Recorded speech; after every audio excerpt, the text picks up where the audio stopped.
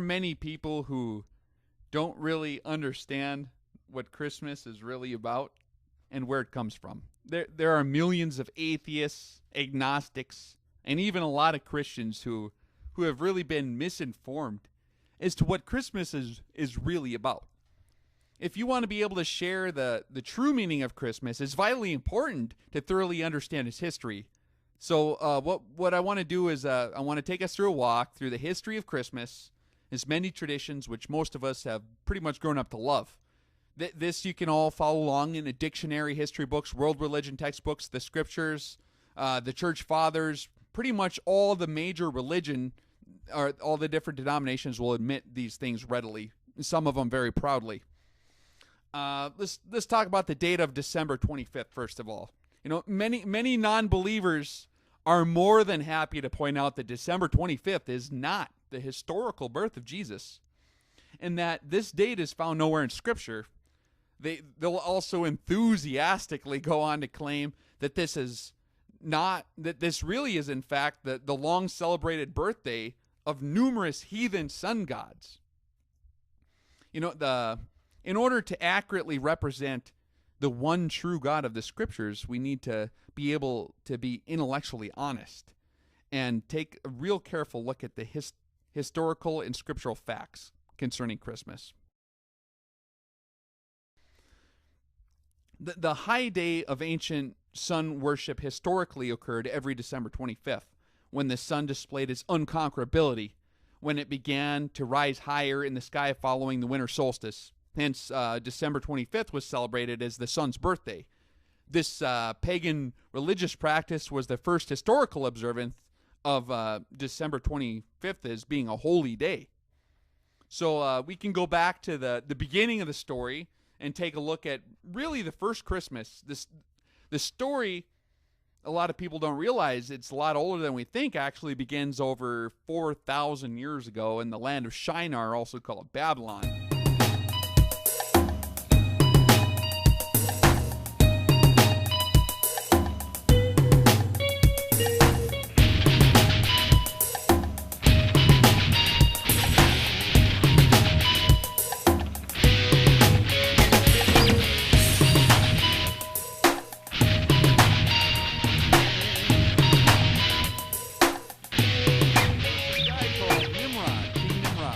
According to the book of Genesis, he was the great-grandson of Noah and was the king of Shinar, Babylon.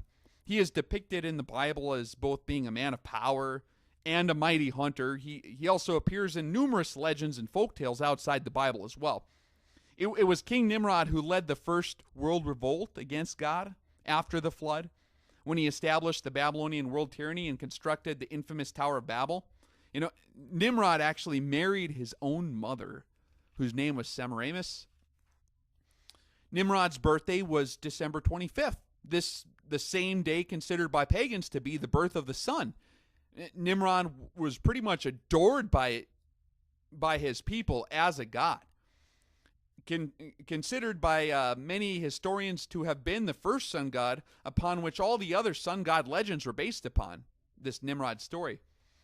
After God destroyed the Tower of Babel, Nimrod was, according to a lot of legends, was killed by Noah's son Shem, and his body was castrated and his parts were spread all across the land of Shinar.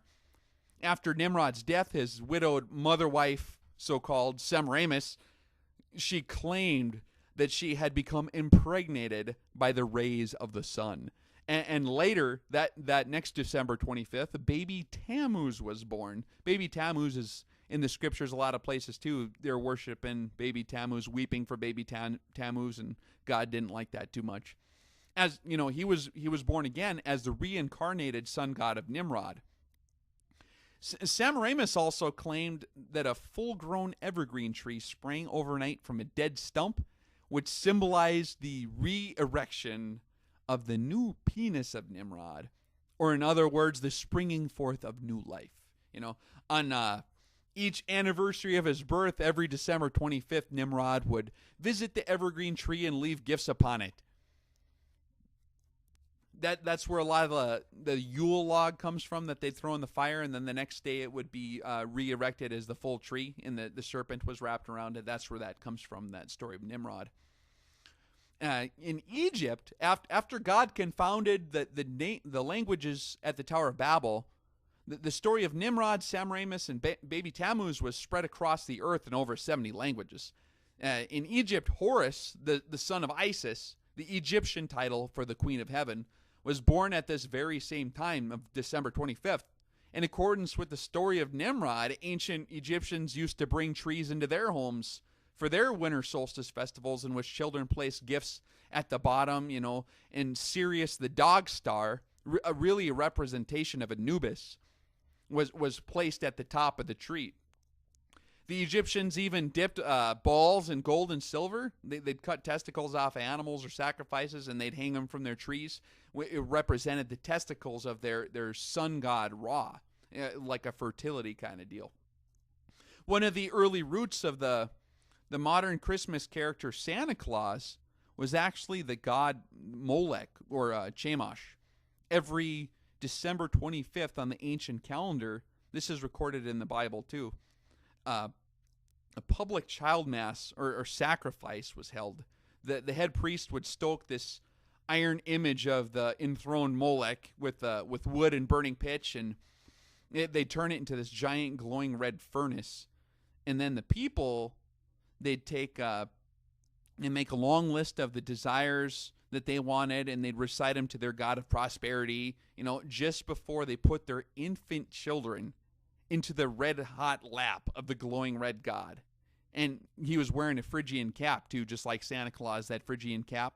That was one of the caps on the statues that they had there, too. A very interesting similarity. That's actually the roots of the Santa Claus character.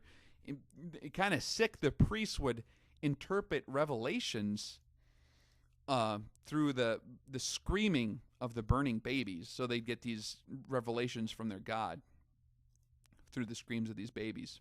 Kind of sick. In Rome, there was the largest pagan religion which fostered sun worship in the Greek and Roman worlds at this time was the cult of Mithraism.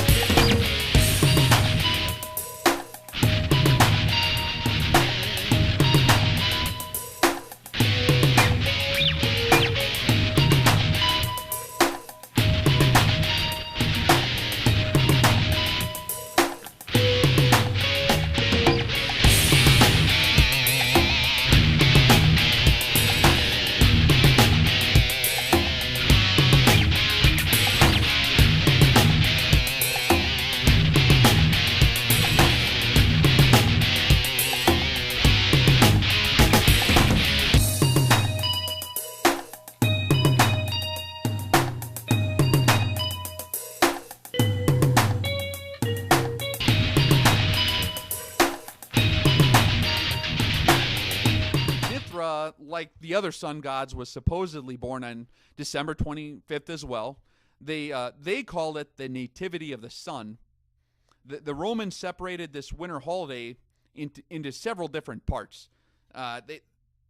First, from the 17th to the 21st of December was Saturnalia, a riotous feast laden with drunkenness and violent orgies. Second, on the 22nd, they had the second feast, which was Sigillaria, or they called it the Feast of Dolls, when a fair was held, and dolls and other toys, mostly of earthenware, were given to children.